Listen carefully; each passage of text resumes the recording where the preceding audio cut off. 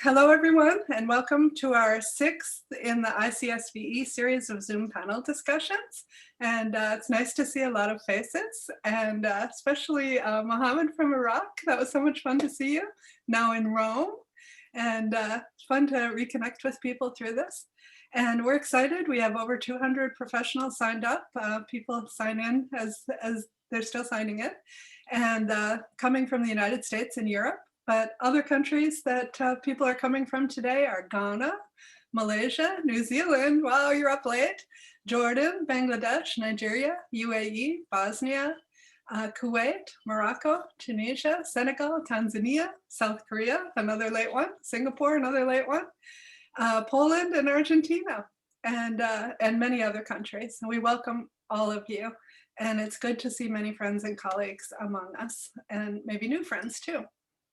In our last event, we had Steve Hassan, who's an expert on cults, professors Michael Barkhan and Joseph Kuhlhill, both experts on conspiracy theories, and they spoke on QAnon and what we could possibly do about it. If you missed that event or any of our previous 15 events, we put them up on the website, and Molly's adding into the chat, and you should open chat because it gets real lively there sometimes. Where you can look at our other events. And we always post the chat as well after we moderate it and add to it. And also, if you'd like to look at any of our products, we have 236 short counter-narrative videos featuring ISIS and Al-Shabaab insiders, and now as well 15 former white supremacist and far-right members, all of them denouncing the violent extremism and terrorism they were once involved in, on our ICSVE YouTube channel. And today we're hosting our esteemed colleague and advisor to ICSVE, Dr. Arya Kragonski. And he's going to be speaking about his work studying radicalization and de-radicalization and his theory of the 3 pillars of radicalization, which is also the title of one of his books. After Dr. Kruglanski speaks, we'll open the floor to discussion, and we've left enough time for that. So I hope we'll hear from many of you. I already have an email saying I'll put money down on de-radicalization doesn't work from Shane Healy. So I hope you're here today, Shane, and that you can jump in too. And in regard to the discussion and the live chat, some events back, we did have some inappropriate comments placed in chat. And so we have learned how to eject people. So we always issue a warning now that if you insult another participant's religion, race, or ethnicity, or are otherwise really out of line, we will eject you. So, you of course can say what you think, but we have a world gathering here of many different people with many different ways of viewing the world. So please be respectful and grateful to that, because it's pretty cool to have that together. And as I said, we will capture the chat, and we will try to briefly answer questions that come in the chat. And the video recording will be up later, so you can share it if you'd like. And I always thank our sponsors, past and present, the US State Department, the European Union, UN Women, Facebook, some private donors, and the state of Qatar. And I always give a special shout out to the state of Qatar for making it possible that we have 262 ISIS interviews and 16 of Al-Shabaab, and that we have now been able to work in looking at the far-right groups as well. Our short video clips are made by Zach Baydorf and Sheikh Ali and myself working in concert, and they're subtitled in 27 different languages that ISIS and Al-Shabaab work in. And we always say if you would like to be a translator and help us with those short scripts, they're about 50 lines, and we're always happy to have people volunteer for that. Sorry, we don't pay for it. We don't have money. We also are partnered with Facebook, and Molly is running campaigns all over the world with Facebook and Instagram and studying the effects of them. And it's been really interesting. And Facebook has really gotten behind us trying to test things out and see how things are working. So that's fun. And I'll just briefly highlight, in case you missed it last time, that the UN Women just came out with their preventing and countering, it's called Training Manual, Women in Preventing and Countering Violent Extremism. I wrote it with the help of our ICSVE staff. And it has a lot of our videos and how you could use the videos. So that's kind of cool. And just as background to today's presentation, I'd like to say that when I got to about the 400th interview, in-depth psychological interview, back then it was Al-Qaeda, Hamas, PFLP, abortion clinic, terrorists, and other terrorists. I thought I should come up with some theory. And I'm not really a theorist. And I thought people were asking me, well, for instance, trauma. That trauma was really high among the Chechens and the Palestinians. What are the necessary and sufficient ingredients to make a terrorist? That's a good question, right? So I came up with the lethal cocktail of terrorism, and I said it took 4 things to make a terrorist. First, a group, because hardly anybody functions without a group. They need the group to organize and finance them, to give them weapons, to choose targets, to send attackers out, and to make an ideology. And that was the second thing, that they need an ideology. And even our militaries train people to kill. We know that in Breivik, the killer there watched videos to try to desensitize himself to killing. So they need an ideology, and we usually find that they're defensive. So ISIS and Al-Qaeda say, we're defending Islam, Muslim lands, so on. Abortion clinic terrorists say, we're defending unborn babies, so we can shoot the doctor that kills them. White supremacists say we're defending the white race. And that's what I found, at least in the groups that I've followed. And then thirdly, some kind of social support. And I learned this particularly in Palestine, that if the whole community supports terrorism and terrorist groups, that it's easy to join and it's easy to recruit people. And then the fourth thing for me was the individual, his vulnerabilities and motivations. And Molly's putting up some papers, and in one of my papers, we charted out the 50 variables that we thought we were seeing, and they differed from conflict to non-conflict zone. And there were things like wanting revenge for loss of land, anger at geopolitics, wanting to belong, need for significance, falling in love, and material benefits like what ISIS was giving: a job, housing, and a wife. So of course, when Dr. Kruglanski came out with his theory, I was really happy to see that, because here we have a serious scientist and theorist, and I think that I can't call mine a theory, match very nicely. So with that, I would like to introduce Dr. Arya Kragonski, Distinguished University Professor at the University of Maryland, College Park. And he directs a lab that studies human motivation as it affects thinking, feeling, and behavior. His lab methods include experiments, neuroscience work, computer modeling, surveys, and content analysis. The lab has collaborative relations with countries around the world, including Italy, the Netherlands, Israel, United Arab Emirates, Poland, and Denmark. I should say with universities in those countries. And Dr. Kruglanski's work has been cited more than 50,000 times, and he is frequently cited in major media and academic publications. He's written 5 books, and one of them that we're going to be discussing today is The 3 Pillars of Radicalization: Needs, Narratives, and Networks, co-authored with Jocelyn Bellinger and Rohan Gunaratne. And he's got other books, but I'm not going to take the time to name them all right now. And Dr. Kruglanski was also the co-founding director and co-principal investigator of START, which is quite prestigious. And I'm going to let you read the rest of his bio on the thing we set out, because otherwise I'm going to take forever and I don't want to take all the time. But I did want to add something that wasn't on his bio on the thing we sent out.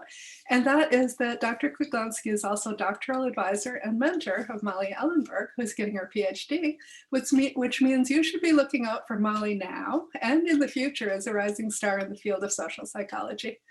And Dr. Kruglanski is also joining our Escape Hate White Supremacism research, and we're very pleased to have him speak today, and also to have him helping to guide our thinking on these so important topics. So the floor is yours. Thank you very much, Anne, for this enormously excessive introduction, extremely generous introduction. I'm very happy and privileged to speak to the ICSVE family. It's a large family and it's growing all the time, international family. I will not be making any very formal presentation. I'd like basically to chat with you and share with you some of the ways I think about radicalization and de-radicalization, the advantage of the ICSV family that we have people that do different things. Some people do research, other people do communications, other people do interventions. So it's very important to compare notes to see how things that we think theoretically about translate into actual interventions, what they can mean in terms of creating videos and so on and so forth.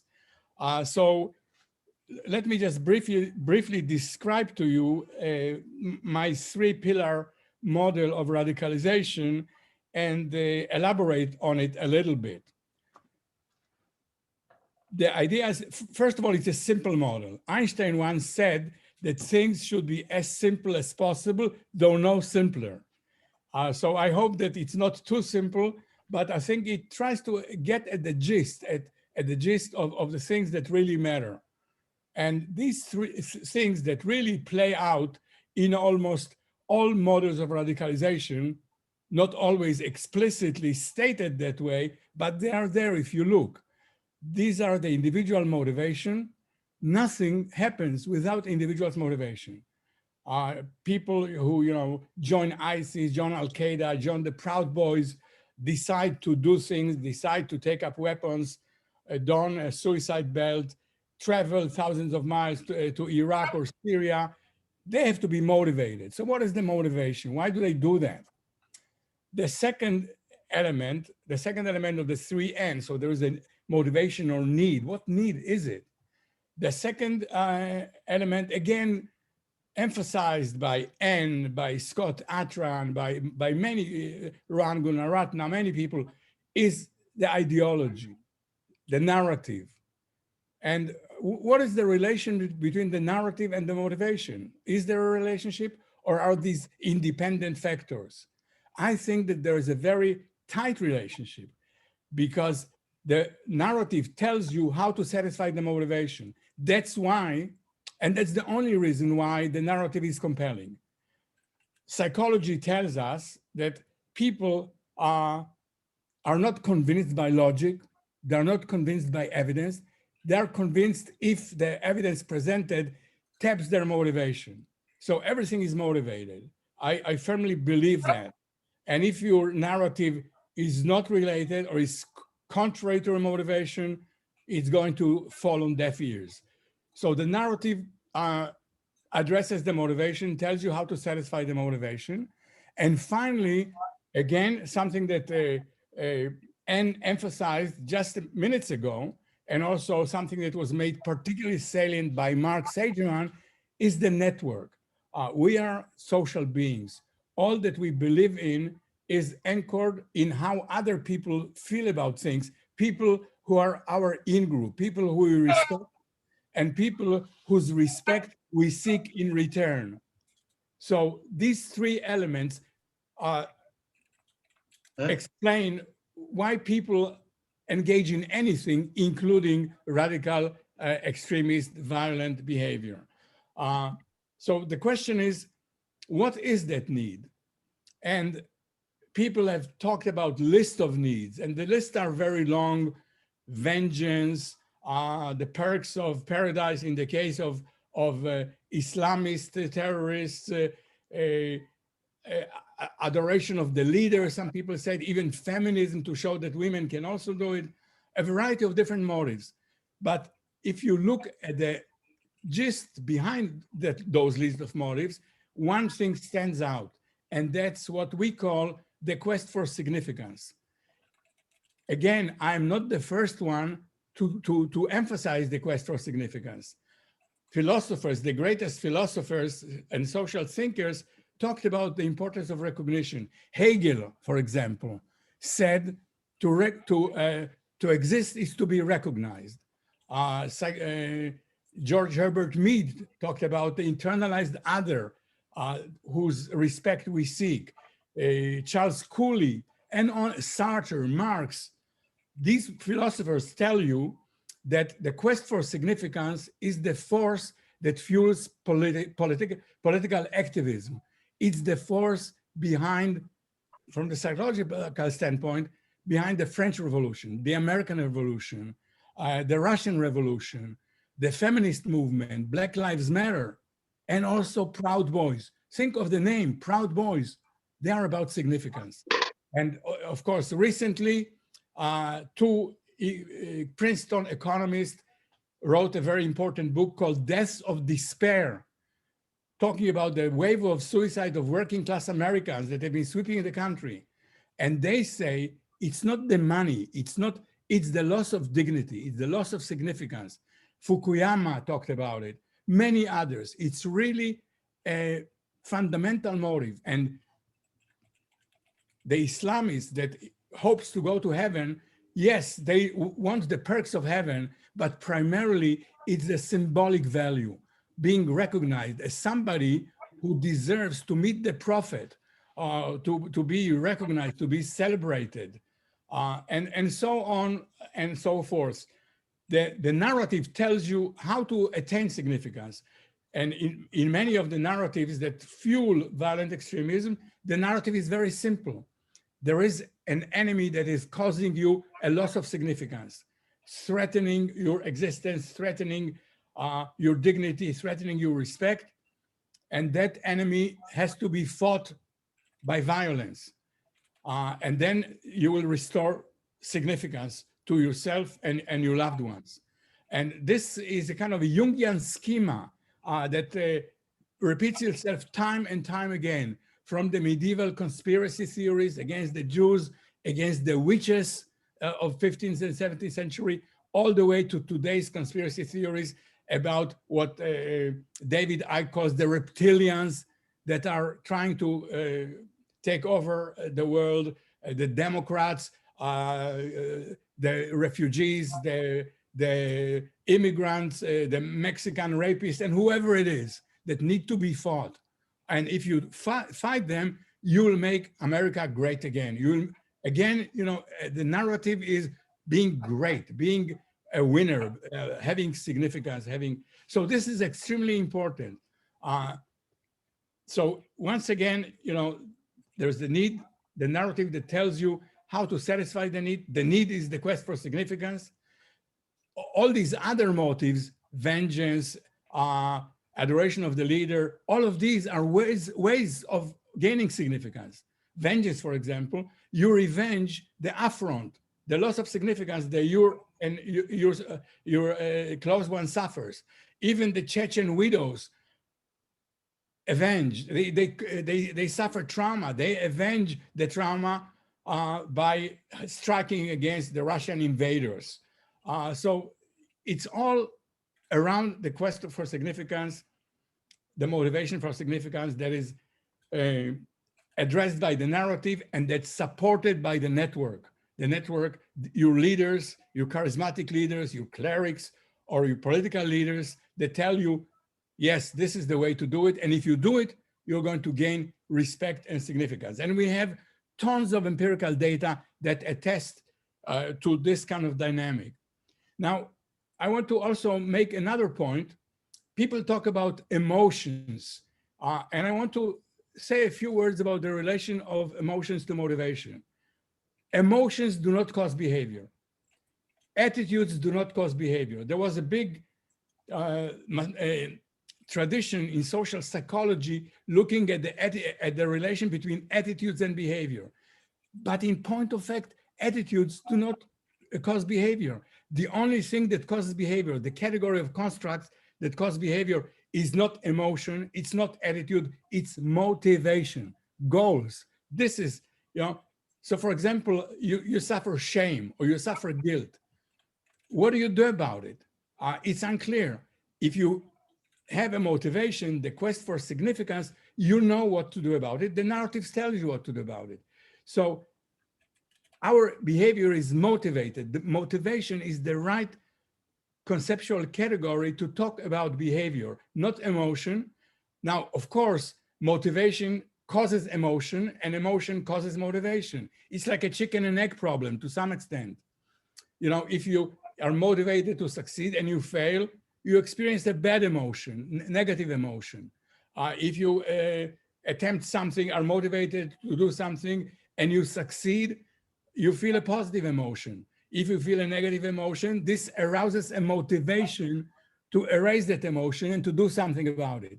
So you're motivated to eat, but you cannot find food. You're motivated to search for it. Uh, it's the motivation that is instigated by the emotion. In other words, we have to think clearly about it, and we have to think simply about it. So these are the three elements. Of course, understanding these elements in the abstract is not enough. The question is, how do these three elements translate into a specific video? How do they translate into a specific intervention with a specific person or with a specific group of people? So, you know, the relation between theory and practice requires a translation.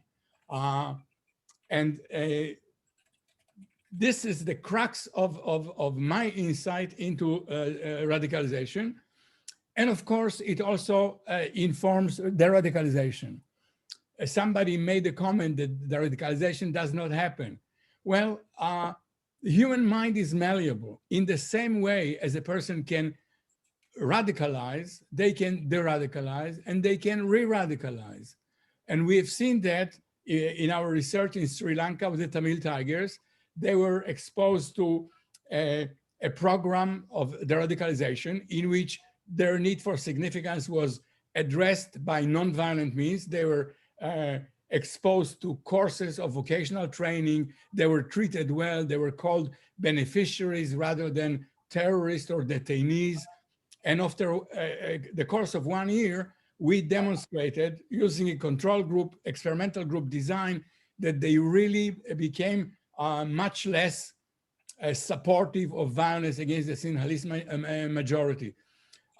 So much so that, in fact, they were less radical than the overall Tamil population in northeast Sri Lanka, who did not participate in the LTTE. So they were really de-radicalized. But it also follows that they can re-radicalize.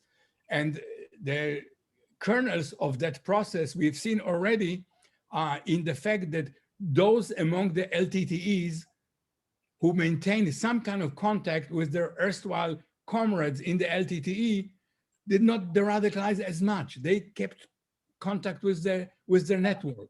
Or those among the LTTEs who had relatives or friends in the Tamil diaspora in Tamil Nadu, Canada, or the UK, they de-radicalized less. Why? Because that network was supportive of the Tamil secession, of the Tamil independence in the island of Sri Lanka. So, you know, the human mind is malleable. We have seen the radicalization of the Al-Jihad in Egypt, of groups in Algeria, spontaneous radicalization. We have seen the radicalization in Saudi Arabia. The recidivism there was relatively low.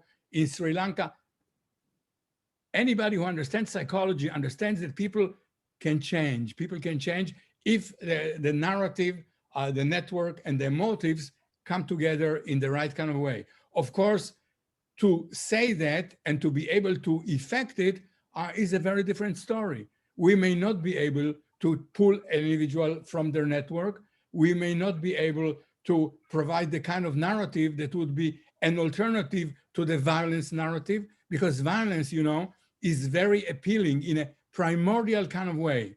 That's how the animals settle their conflict. Even the sophisticated nations want to be strong, want to have nuclear power, because that puts them on top of the international order. And Theodore Roosevelt always talked about walking with a big stick. Big stick, talk softly, but walk with a big stick. Big stick expresses your potential for violence. So it's very easy to draw people to violence as a way of attaining significance, particularly young males. But there are other ways in which significance can be attained by doing good deeds, by having a rewarding career. It all depends on the values emphasized by the group and by the narrative that the group embraces. I think that that's all I want to say, because I just want to share with you some general ideas, and would love to hear from you and open it to discussion and listen to your experiences, your criticism, your observations, and so forth. Thank you so much, Arya. And I want to invite Shane Healy, and I should give a shout out to Australia for also being up late. You must be very late up. You can tell us the hour, Shane. But I'm going to read from your email if you don't mind. No, go for it. Sure, but can I read from your email first? Do you mind? Yep, no, go for it. Okay, Shane wrote to me, every true practitioner in the global CVE space that knows that de-radicalization is a buzzword and there is not a successful program to date. There are many successful intervention programs. I've been part of one, but well, I'll leave it at that. So Shane, go ahead. And you left it at that because I tell you how good you do, so you can keep reading. That's okay.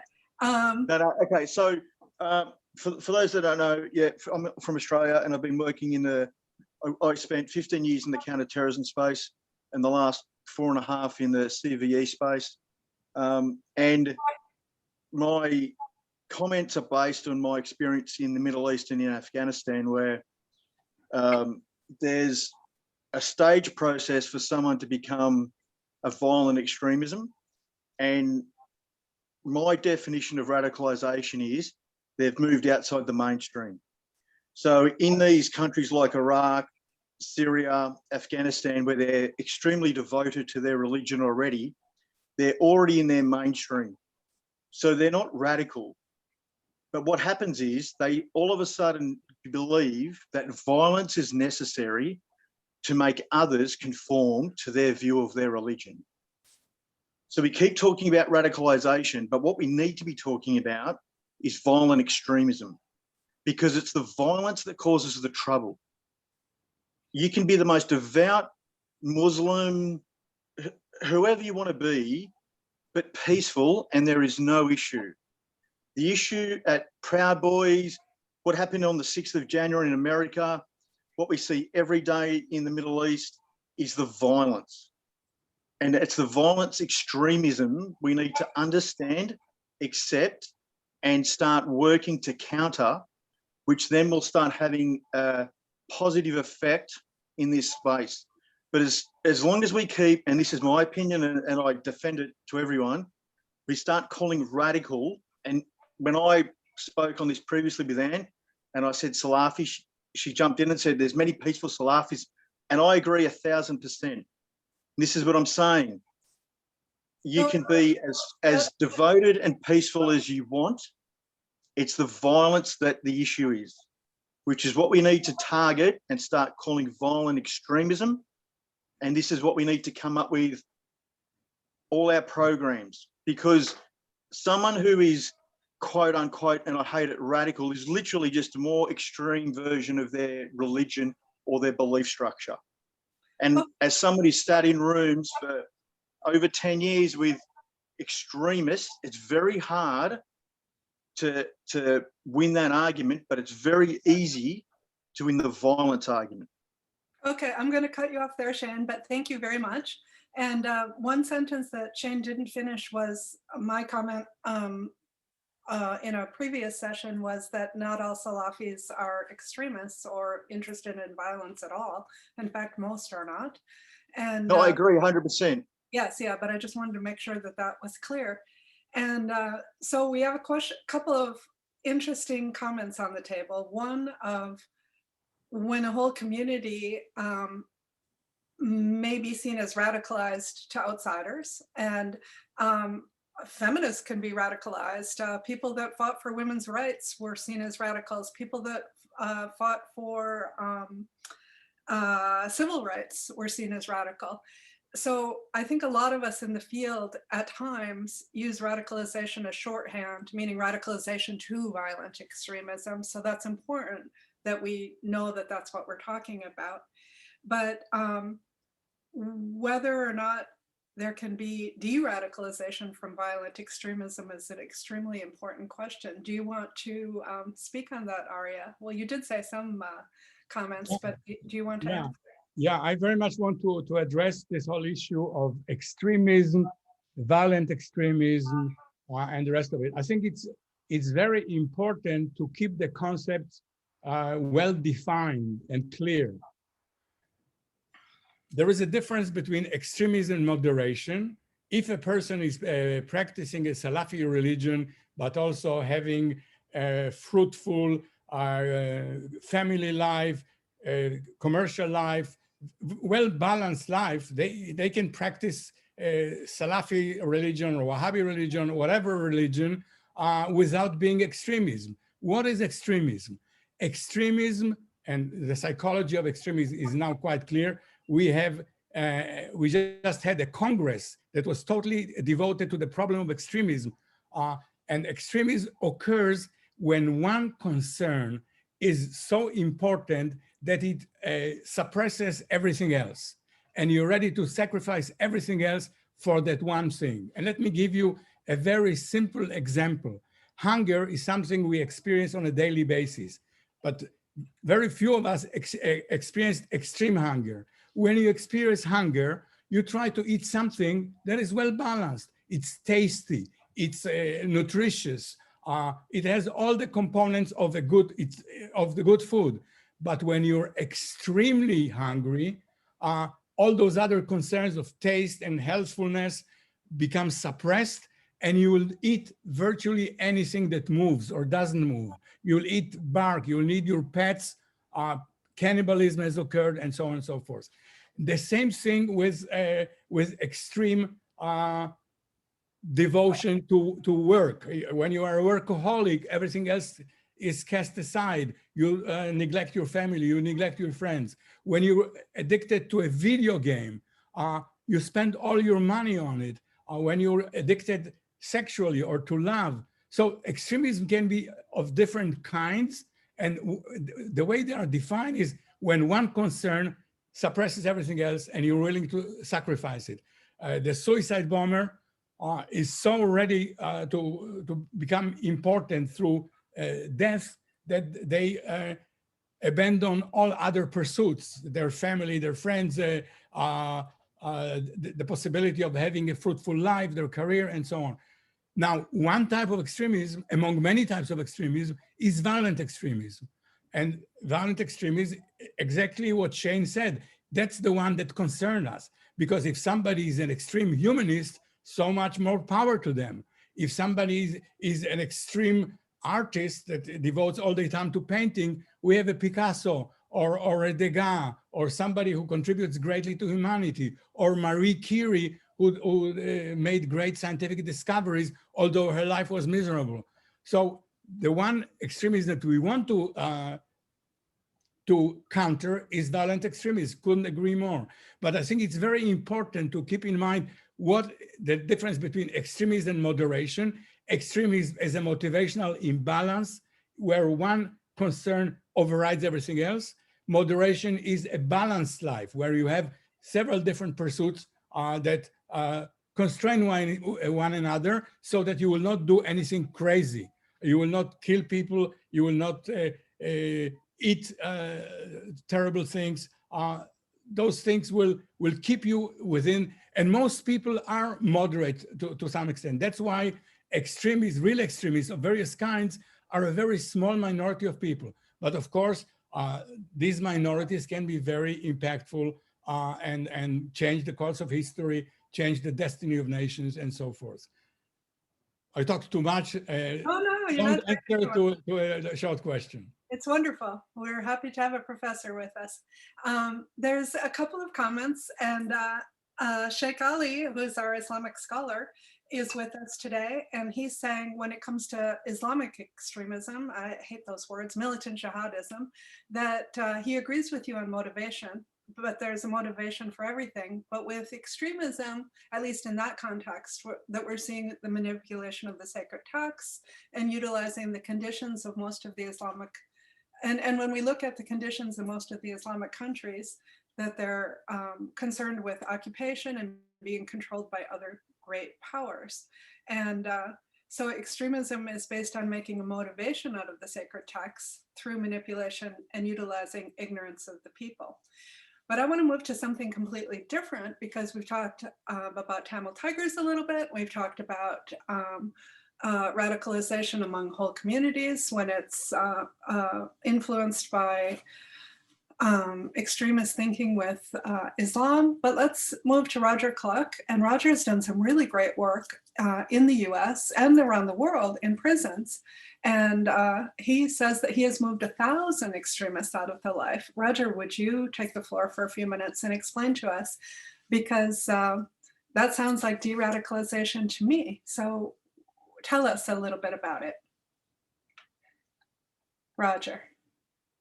Oh, Well, anyway, Roger's not going to take the floor, so I'll just read his comment. That he's moved 1,000 extremists out of the life, and I know Roger, and he's been working in prisons a lot with far right, and they actually run a program. And he said much of the CVE movement has not paid much attention to soft solutions, which is really true, because at least Americans are kind of focused on kinetic solutions, military solutions.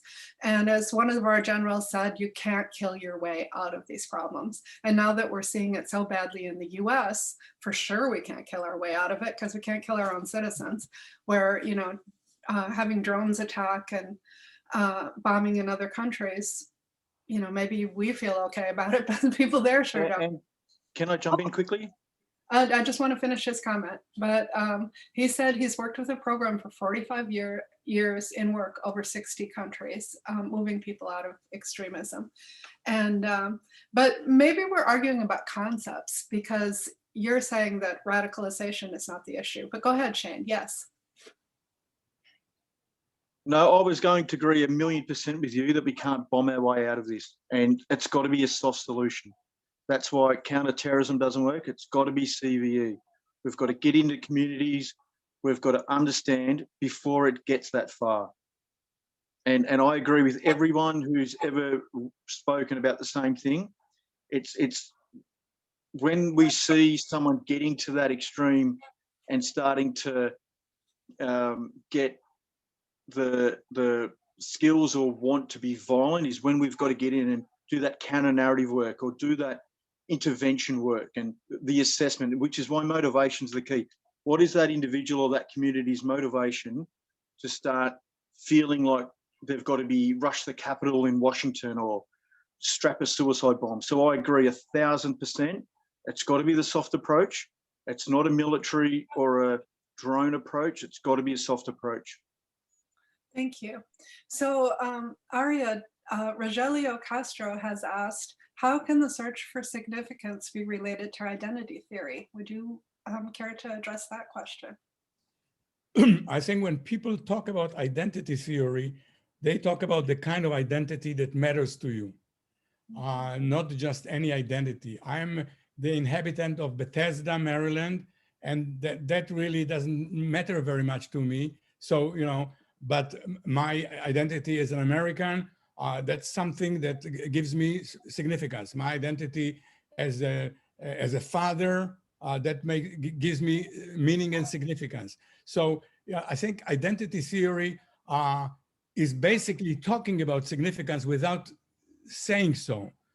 We have many concepts that talk about the same thing: dignity, respect, self-esteem. It's all about that one thing of mattering. And I think identity is exactly that kind of thing. The identity becomes motivational when it matters to you, when this identity is insulted, you feel you want to reinstate the honor to your identity.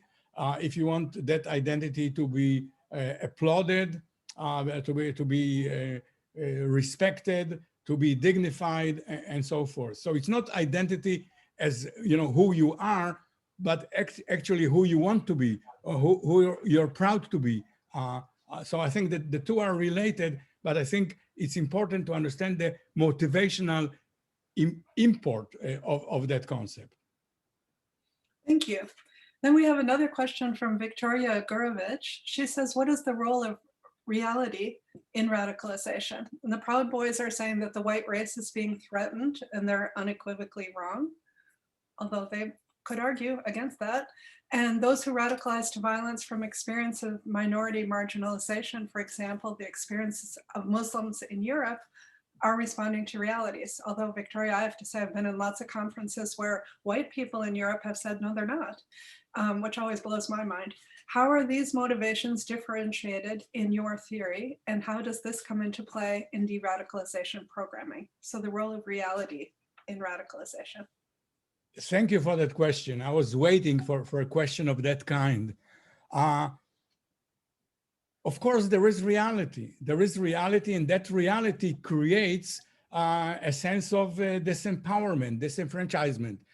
There is an interesting research by a colleague of mine at the University of Illinois, Professor Dov Cohen, and he looked at the self-perception of a social class by Americans from the 70s to the 2000s. And in the 1970s or before, after the Second World War, most Americans felt that they are middle class. And middle class was defined in terms of manners, in terms of values. If you're a good person, if you attend church, if you're a good neighbor, that makes you, if you're polite, that defines you as a middle class person. Over time, however, because of the stagnation of salaries and other things, middle class has become defined by income alone. It doesn't matter how you behave. It doesn't matter what your values are. It matters what is your income. That defines you as middle class. And they find, Cohen and his colleagues find that over the last 50 years, from 1970s till now, the perception of poor Americans, primarily poor white Americans, the perception of their middle classness plummeted. Now they are extremely low. They do not perceive themselves as middle class. So that's a tremendous loss of significance caused by reality. Things, events in the economy, the inequality that Tiketty and others talk about. So reality creates a situation. It's not all in your mind. There is a reality out there that can be exploited by leaders who see the vulnerability, who see the misery, who see the suffering, and they use that, exploit that to mobilize people to violent action or other types of action. So yes, the reality is out there, and we cannot psychologize our way out of this. The reality has to be addressed as well. Just society, we have to strive for a just society, for economic equality, or at least reducing the inequality, because otherwise people will be extremely vulnerable to extremist, radicalizing, violent rhetorics. Thank you. I just want to say there's another comment that the Proud Boys have never claimed white supremacy, and that is true. Although those that track these groups have certainly found their leaders and members to be saying quite a few white supremacist things, contrary to their claims that they're not white supremacists. So I would just add that to that comment. But you have another question, Dr. Kruglanski, and it's from, oops, it slipped down, from Dr. Aryan Sharifi. And he said, thank you for the professor for the great, succinct, and to the point lecture. Just a quick question. How does the lone wolf phenomena fall into this model? Where is the role of the network in the lone wolf phenomena? And he is probably defining a lone wolf as somebody that truly acts alone without any instructions from HQ. So what would you like to say to that? It's another great question.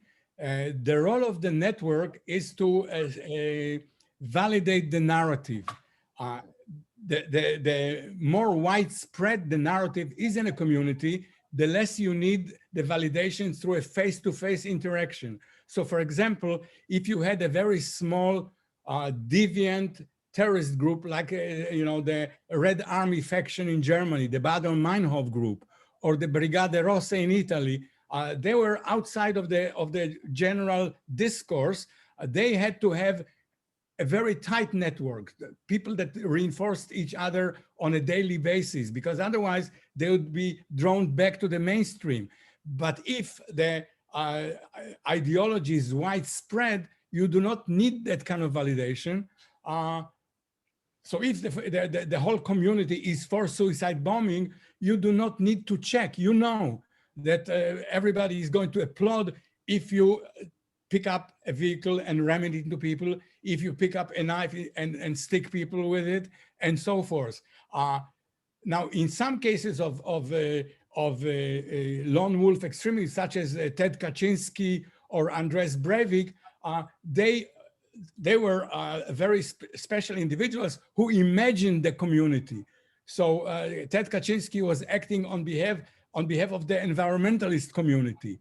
Andres Breivik was acting on behalf of the Knights Templar. So they imagined the community. They felt that they're doing something for a community that will applaud them at the end of the day. So, that's the function of the community, is to validate the narrative. If the narrative is widespread, you do not need a face-to-face affirmation. And sometimes you can imagine the community, and that produces the same effect. That's a very good answer. And we know that Al-Qaeda, one of their ideologues, push this, that if you can spread it all over everywhere, that then we'll start to see independent cells rise up. And I think that they were right. I want to ask both you and Molly a question, because I know that you've been looking at the role of uncertainty and what your thoughts are about that at this time. I mean, I know you're still developing it. We hope to see a thesis out of Molly on that, but wonder what you think about people dealing with uncertainty as it relates to all of this. I think that it's not uncertainty. I started out with the idea that uncertainty is unsettling, that the fear of the unknown is something that is generally widespread, and then that uncertainty is a negative kind of thing that evokes anxiety and so forth. But looking at it very carefully, it's not the uncertainty, it's the greater certainty of negative events. So for example, take the pandemic. Pandemic is uncertain, but it's increased certainty of you're losing your job, you're losing your business, or losing your loved ones. Very negative events.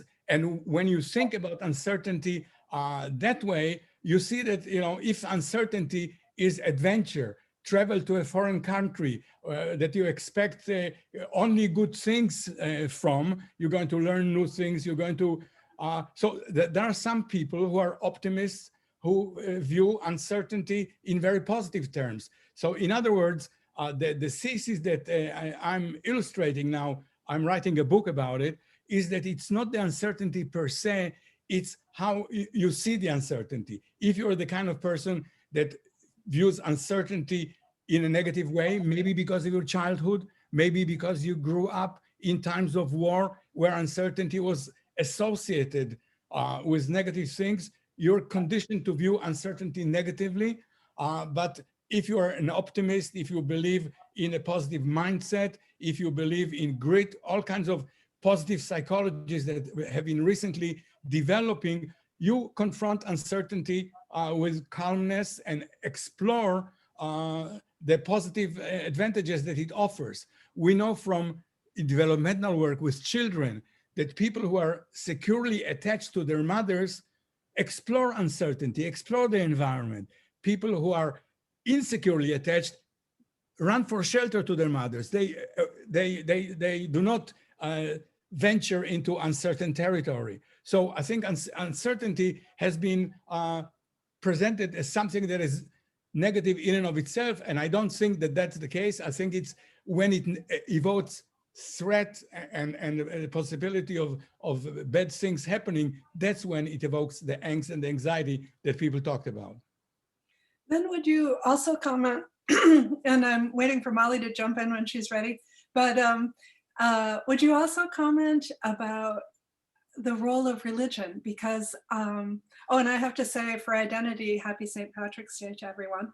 And you're wearing green. Yes, wearing green. And my mother's side was Irish and Irish Catholic. And I remember, you know, lots of threats of hell in childhood. And many times when I talk to people that are from ISIS, they tell me about, you know, I had to go because it was the caliphate. I had to go because we were all called. It was my religious duty, and very afraid of being on the wrong side. And you were saying about the motivations of shame and guilt. And then when a narrative tells you your way out of that. But I wonder what you have to say about religion, shame and guilt, and punishment playing a role in radicalization, if you have thoughts on that. Well, yeah, religion is interesting in two ways. Religion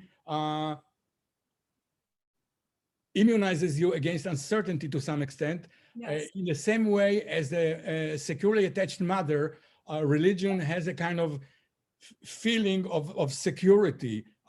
Even, you know, our Father who art in heaven, right? So there's a kind of, you feel that there is an entity, God, who is like your family, and to the extent that you're a religious person, you feel more secure, you feel more calm with respect to uncertainty. Now, religion can be hijacked because it's a very powerful ideology. It can be hijacked, it can be made to become a kind of in-group versus out-group ideology. And we've seen that with Christianity, with the Crusades, that you know, translated religious teachings into violent pursuits. We have seen it in Judaism, the settlers in the territories that see that, you know, it's God's command to conquer land for a larger Israel. We've seen it with Islam. We've seen it with Buddhism. What can be more peaceful than Buddhism? And yet you see Buddhists in Sri Lanka beating up on Muslims. You see, you know, so any religion can be hijacked because of its power. It's an extremely powerful justifying ideology. And if you quote out of context verses from the Bible, from Quran, that suggest a kind of in-group, out-group situation, you can build a case that is, you know, really distorted version of the religion to motivate violence, motivate mayhem, motivates terrorism. Excellent. Oh, sorry. Yes, I have a question. So a lot of the groups that you mentioned at the beginning, kind of non-violent, politically active groups that are looking for significance, feminist movement, Black Lives Matter, operate as protest movements, as non-violent groups, but a lot of violent extremist groups start out as protest movements. You can think of kind of the condensation of the SDS from anti-Vietnam protests. So why do some politically radical at the time, or, you know, generally, protest groups become violent and not others? Well, there is a Sprintzak paper that you read, and now you're coming. That I'm doing a project on? Oh. You're throwing it back at me. There is a theory.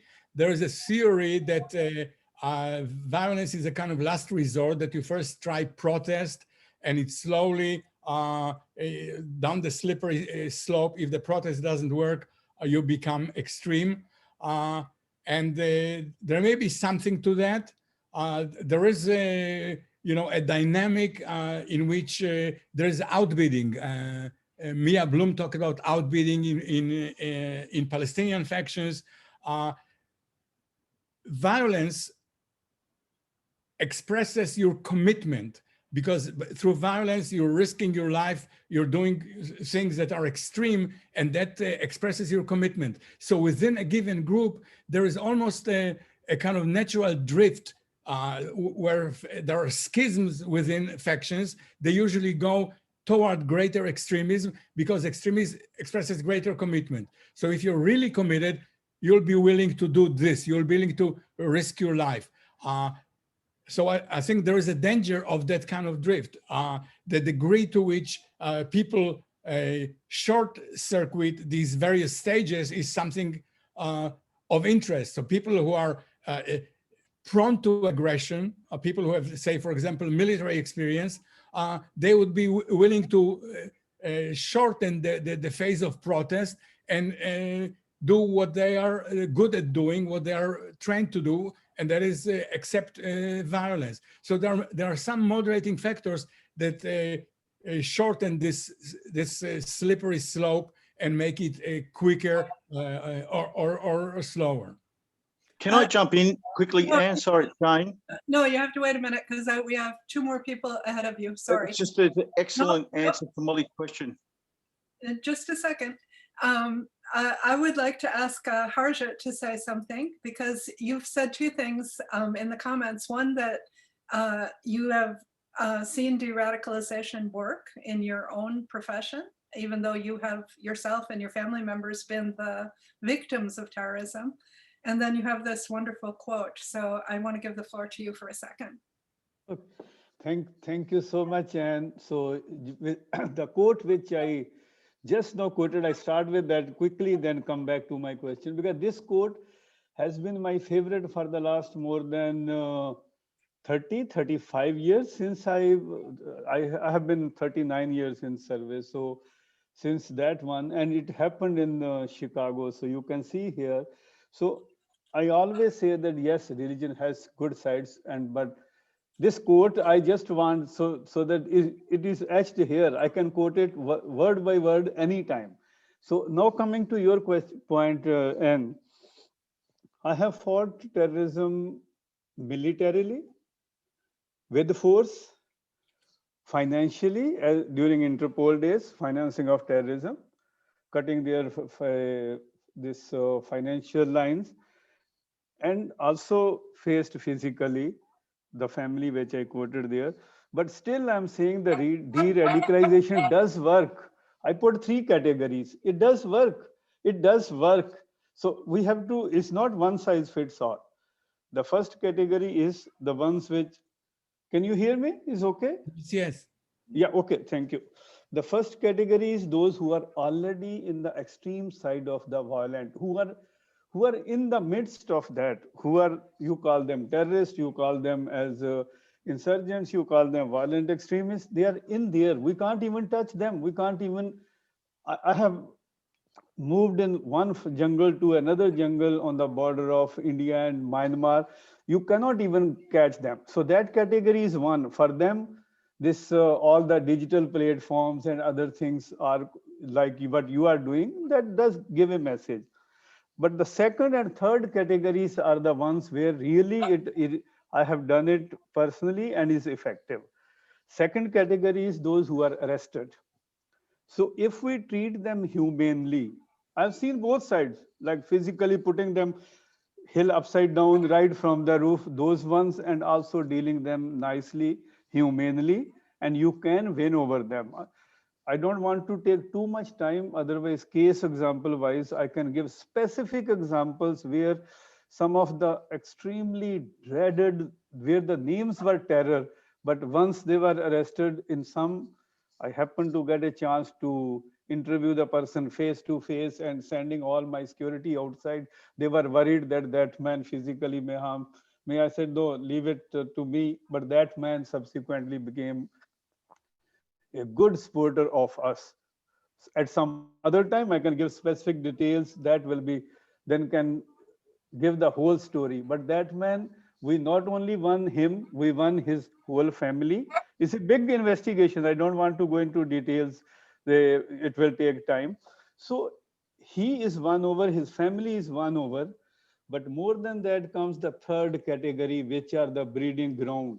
That is the fence sitters, I call it, is my term, fence sitters. They are middle ground. They are available for recruitment. This is the most dangerous group which we can win over them because they are prepared. You read any book you have written and and all those others who have written on that psychological and all, whether pressure group, like whether they are pulling or pushing, pull factor, push factor.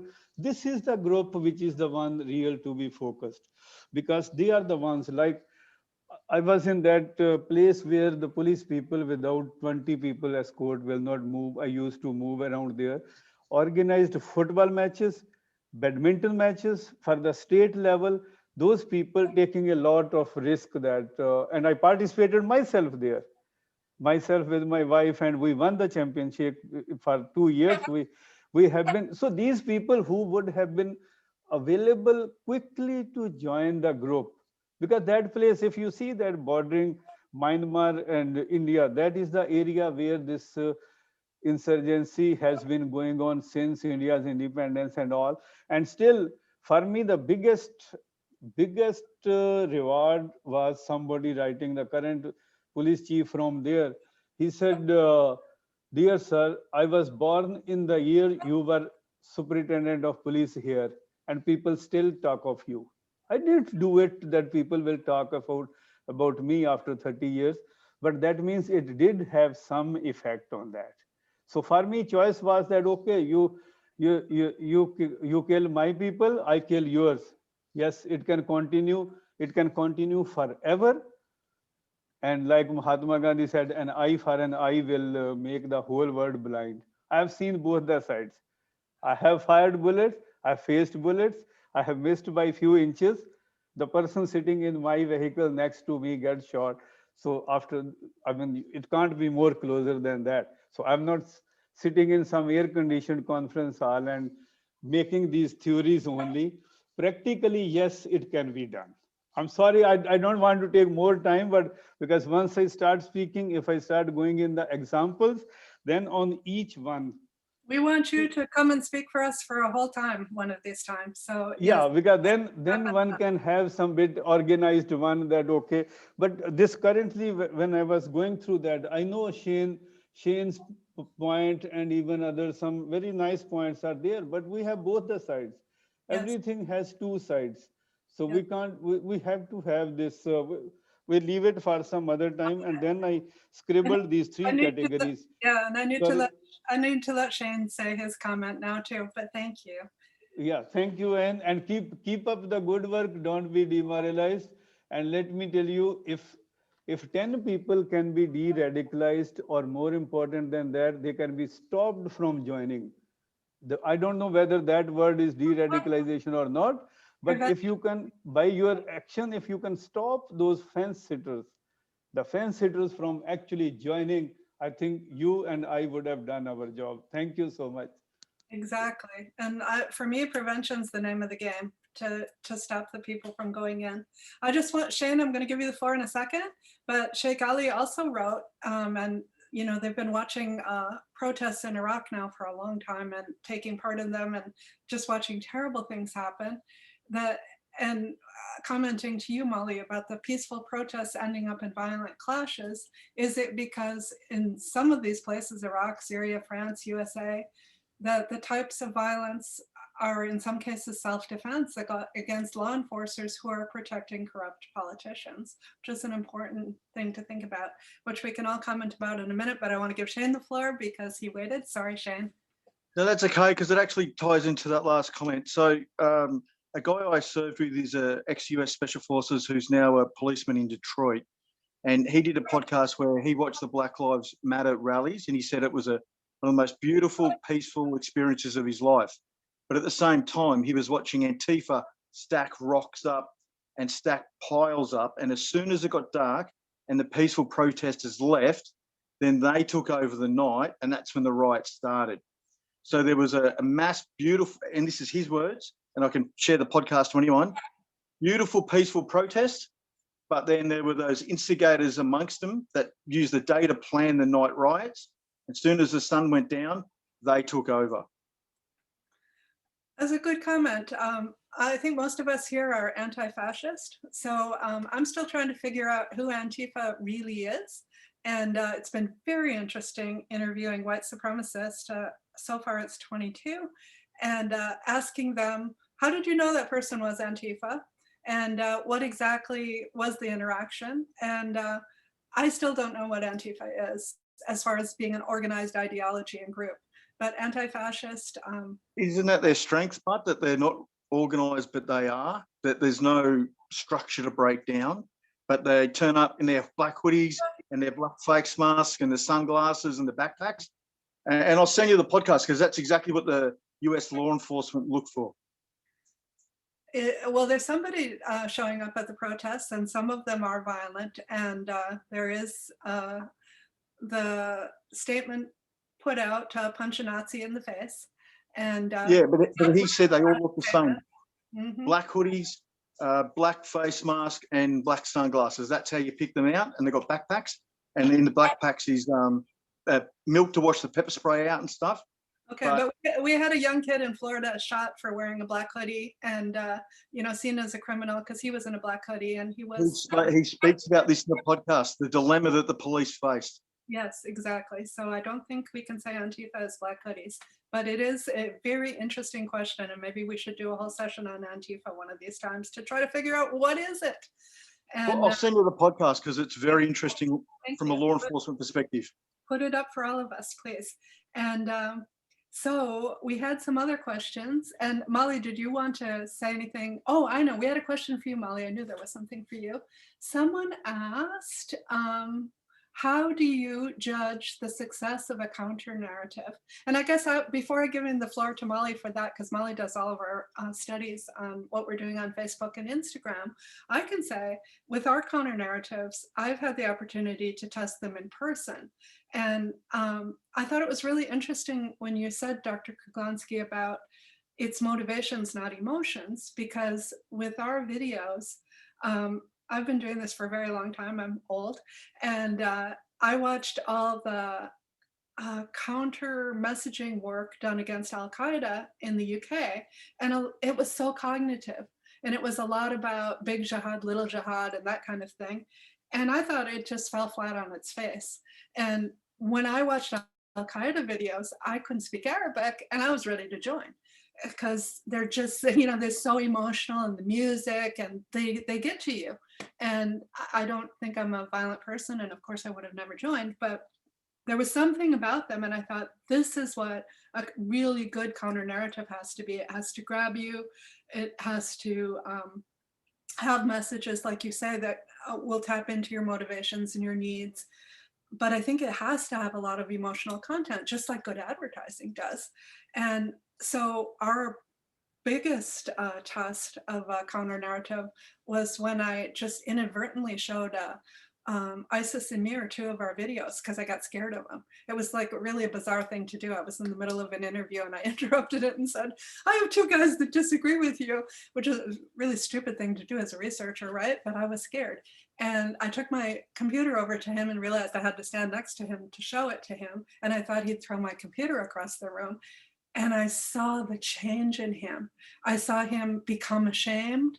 I heard him admit that they were wrong, and just all the bravado and ugliness temporarily was no longer there, because somebody from his group through this video was confronting him and making him fess up to reality.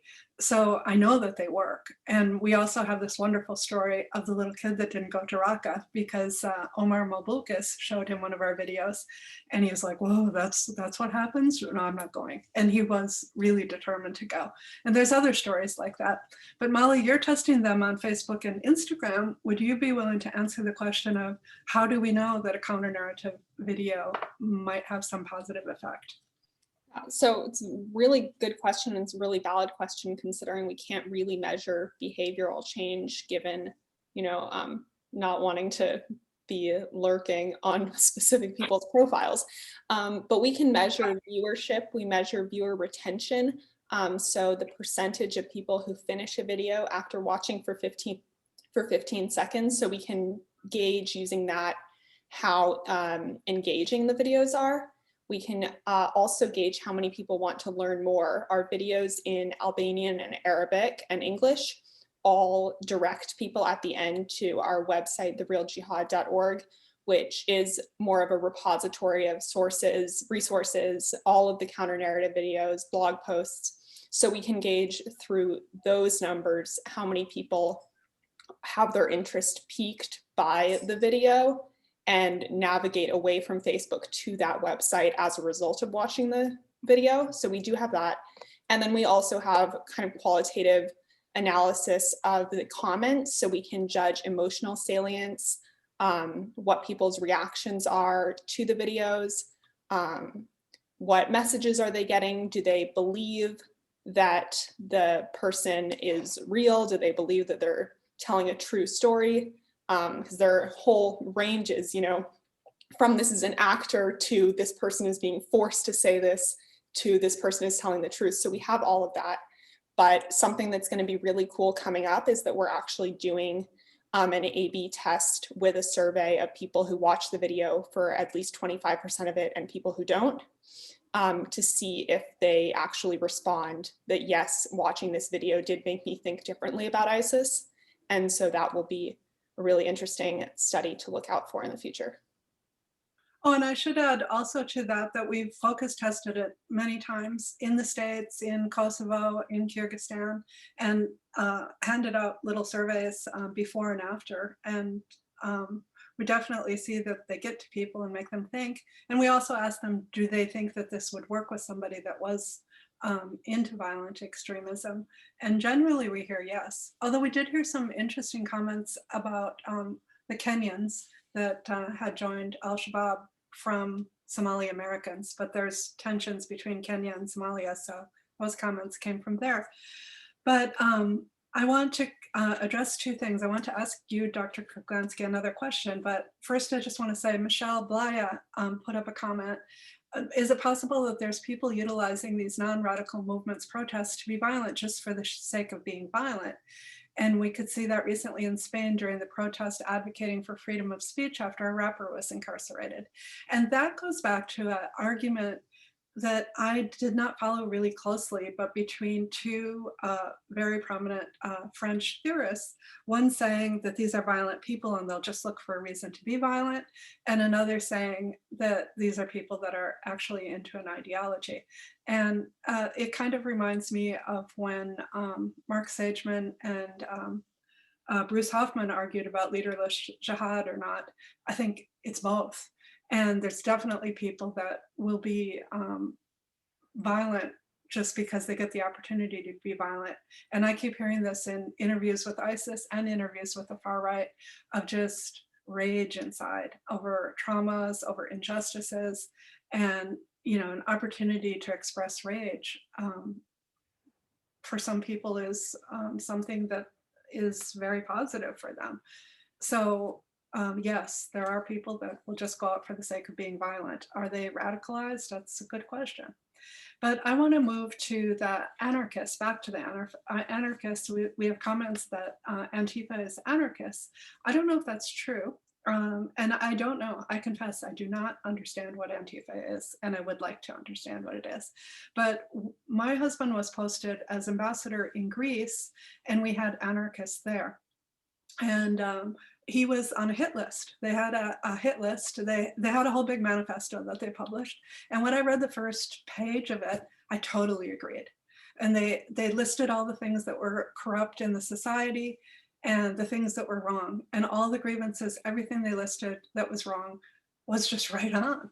And I thought, I agree with this. And then I got to page 2 and it's like, who we're going to kill. We're going to kill the journalists. We're going to kill the politicians. And this is with a history of guys on motorcycles coming up to businessmen and politicians and just shooting them point blank. And so a lot of our friends, wealthy people, were really scared of these people. And they had their hit list, all these people. And then they also had the US ambassador and by name, Daniel Speckard. And I thought, oh, wow, that's crazy. And, unless you asked me on the wrong day, I disagreed with that. And so I wonder, Dr. Kruglanski, you've been in this field for so long, and you mentioned some of these earlier groups that were in Europe. If you have any sense of, is Antifa anarchists, or if you have any sense of what Antifa is, And if you could also address some of the radicalization that goes on with anarchists. Because as I understood it in Greece, the anarchists believed you had to destroy the existing, that it was so rotten to the core, that you had to destroy what existed, and then you would figure out how to build something better. You know, in principle, anarchism is not necessarily violent. It talks about restructuring of governance of a society.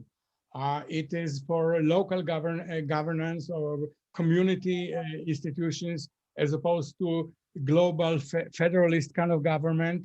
And you know, the proponents, the 19th century proponents, Kropotkin, Bakunin, if you read their rights, they were not violent at all. They wanted to advocate that kind of approach to governance, to the structuring of society.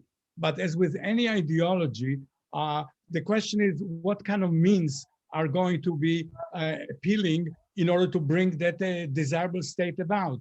And you know, there can be peaceful means, protest, persuasion, discussion, debate. But if that doesn't work, or some people say the only thing that can bring about, it can be an ideology that suggests, a narrative that suggests the only way to do it is through violent revolution. You cannot do it piecemeal, you cannot do it gradually. You've got to shake the foundations of society, and the only way to do it is through a bloody revolution. And so that kind of idea that violence is the means can be attached to an anarchist ideology in the same way as it can be attached to Islam or Judaism or Christianity or nationalism. Any kind of ideology can be seen as served by violent means, that these are the best means, these are the only means, because all other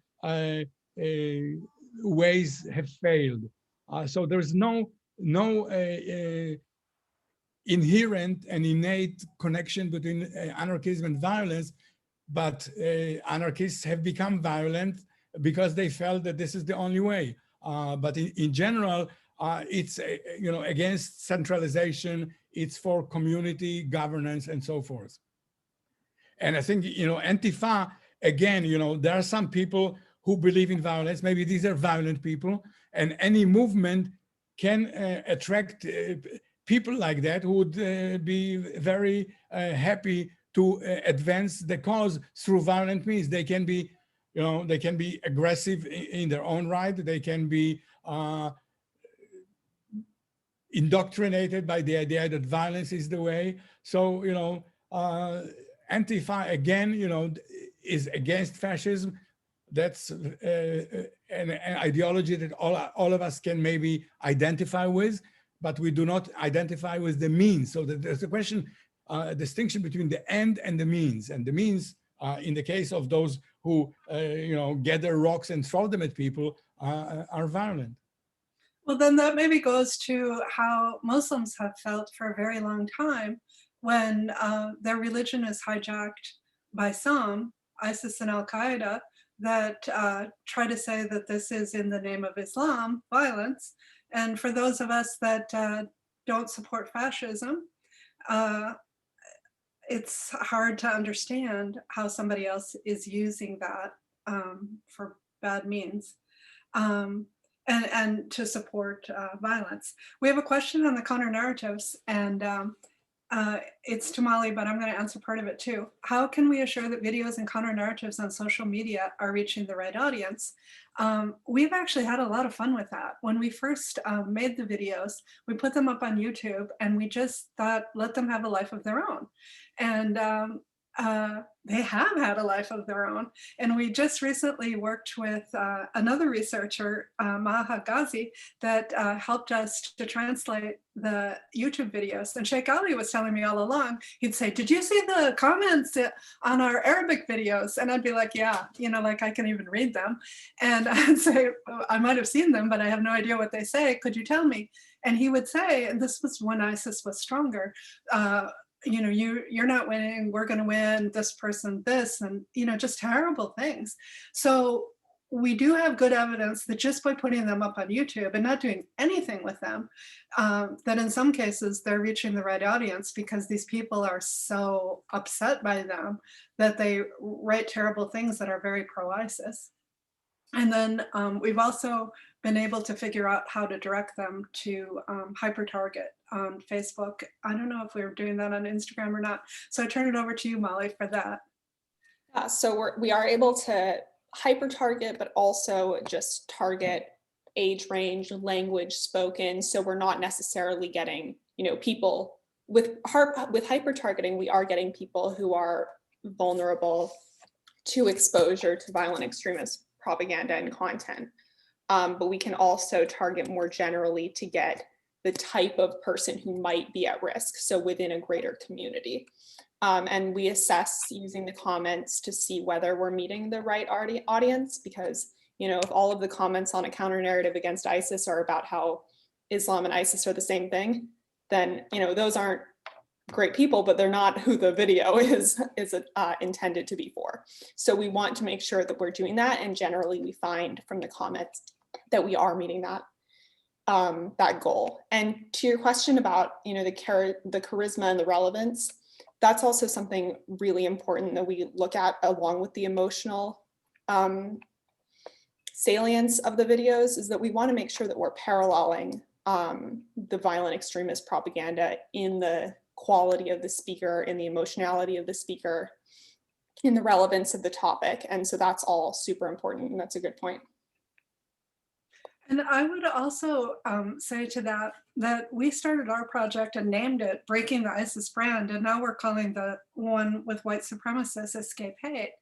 But breaking the brand, I mean, we were specifically trying to break their narrative and break their ideology and show it to be false, because ISIS was making all these promises of you can come and join the caliphate. And we thought if we had insiders say, this is what it really is, that's pretty powerful. But we do know that there is a shortcoming, and our work is only a small piece of the pie, because as Dr. Kruglanski has told us over this session, the significance is so important. And our speakers, many of them talk about that they were trying to follow Islam, and that was important to them and give them a sense of positive identity and significance, and that they realized that ISIS was so wrong and that there's better ways to find your significance. But on the other hand, we've started sending people from the videos to a website called The Real Jihad, and we're working on building it stronger. And we realize there's so many things that have to come at you. If you went with your needs to ISIS, or were even interested in ISIS enough to watch their videos and then watch one of ours that looks like an ISIS video from the thumbnail and the title, what are you looking for? And our video basically tells you this isn't it, but it doesn't necessarily redirect you to where you could find your significance. So that's where we could do better. But I also think these are, questions for government, for NGOs that are doing, wide work, because really addressing injustice and addressing lack of opportunity, addressing real grievances is where the answers to that lie. And we can't do that in the video, of course. So there are a couple more questions. Let's see. And we had, I don't know, I think we'll leave those. Dr. Kruglanski, do you have closing words for us?